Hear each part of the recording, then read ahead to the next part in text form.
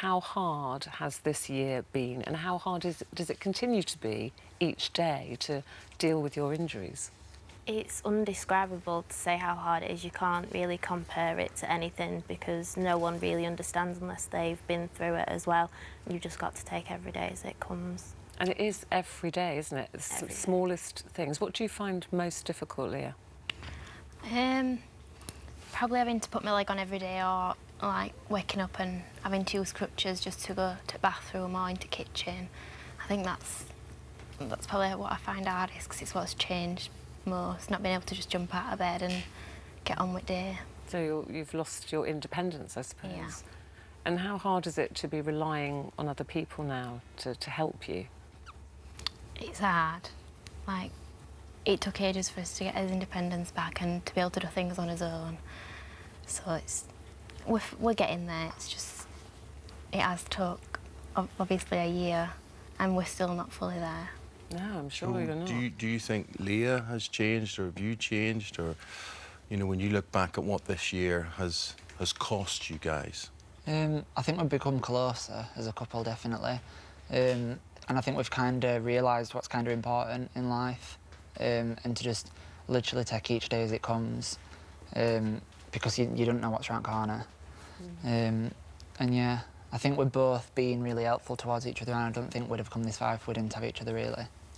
Vicky, let's go back to you, because there you are. When this ride got underway, you are in the front carriage or coach.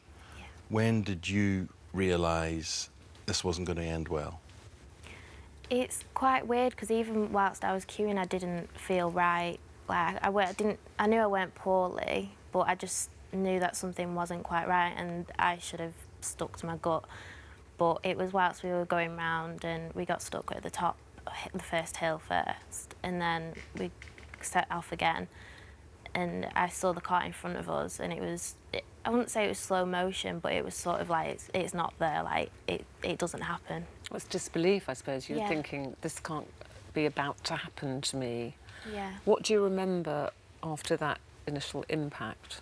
The pain, and we bumped into it multiple times, and then we were swaying for a bit, but I passed out because I was in that much pain, and I can remember the amount of pain. It was horrible. So both your knees were smashed and very badly damaged. At what point did you realise how badly injured you were, or were you unconscious most of the time? I wasn't unconscious for very long at all. But we were still swaying when I became conscious again. I remember looking down, I couldn't see the bar that was completely in my right leg. I remember just pouring with blood the entire time I was up there, and I just thought, I'm never going to be able to walk again, I'm never going to be able to do anything again. And I remember saying that multiple times. Did you think you might die? Yeah, I wanted to, because I was in a lot of pain. I didn't want to be there anymore. Sure. And, you know, you think there's things you're not going to do again, but at Alton Towers, that ride went back into business again. What's your view on that, Leah? Obviously, we didn't want it to reopen. It's a business, and we knew that one day it would start working again, and we knew that we'd just have to come to terms with it, and it's out of our control, really. How do you feel, Jo, that it's open today? Do you think on the anniversary of that accident, maybe out of respect, they should have kept it closed? I don't know, because like we've said, it's obviously out of our control. We can't do out, and wouldn't feel anything bad to Alton Towers because they're how good they've been. But I can just imagine that probably if like roles were reversed and I were there today and I knew that it were a year on, I'd probably feel a bit, I don't know, maybe like an eerie atmosphere around it, because obviously this time today we were queuing waiting to get on it, and in a few hours time obviously then it happened. Now, some of you, maybe all of you, have had to confront an eerie atmosphere because you went back to the park. Who's been back? Have you all been back? All of us, yeah. Right. What was that like to have to do? Scary. Upsetting. Upsetting, yeah. I just cried straight away.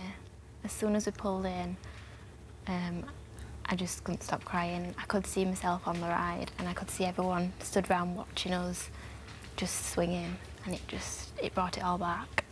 Did it help in any way, Vicky, to go back? It did help. I got upset straight away, only for about a minute, and then I just walked around and sat on a rock and just stared at it and just didn't feel anything. It definitely helped, but not as much as I thought it would. I just sort of stared at it and just didn't feel any emotion, weren't angry, weren't upset anymore, just sort of looked at it and... Just resigned to it. Yeah. I thought it was just interesting what you said there, Joe, about, you know, it's Alton Towers, it's supposed to provide fun, and you feel that you wouldn't begrudge or deprive anyone else of that, which is very generous of you, really. Just because of how good they've been to us since it happened, like they keep in contact regular, and we couldn't ask enough from them. Like, they've done everything they can. So. What about the future? Let's try and talk more positively now, because you said you've been through an awful lot in this year, and it's ongoing, you know, with your injuries and recovery. What about the future? Are you looking forward to the future? Are you feeling positive about what you want to do now? Yeah, absolutely. I've met so many amazing people, like friends for life, and I've had so many opportunities. Like, I've recently been ice climbing, and it's just amazing how many opportunities I've got now. What about you, Leah? What would you like to do now?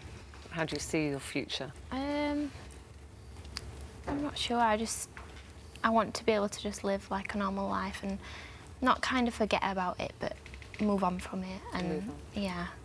Joe, moving on now? Yeah, same. I think what's happened, because it was so horrendous, obviously, we've had a lot of good things come out of it. And, like, we are doing things like this Sunday we're doing, like, a walk for charity, which is stuff that back then we could have just done easily, whereas now it's more a challenge, so it makes us more determined to do it. It's amazing you are doing So. that. And you can watch more emotional moments and interviews from this morning right here. For me, it sort of went slow motion. So it wasn't, I didn't see it and it just happened. It sort of, we went down and then went round a loop and everyone was screaming because it's scary. And then it was really exciting, and then all of a sudden it was just horrifying.